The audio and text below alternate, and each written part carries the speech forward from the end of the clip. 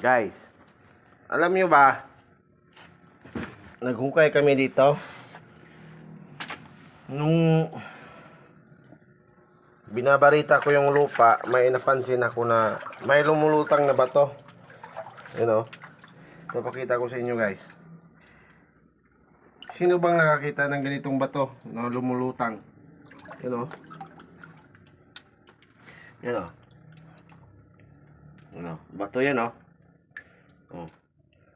Yun o, lumulutang o. Yan. Dito nangyari yan sa inukaya namin ng ano, para sa poste ng bahay. Yun o. Bigla lang lumutang yun eh, yung binabarita ko yung lupa. Yun o. Sino bang nakakita ng bato na ganito yan, lumulutang?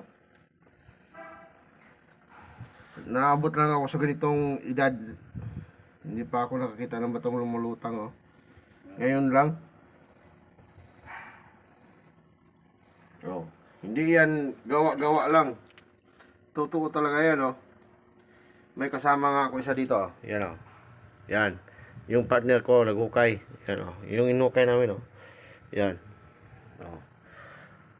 Yan inuhukay namin. Yung nagbabarita ko, dito banda yan oh. Dito banda galing siya oh. Yan, yung lugar na yan oh.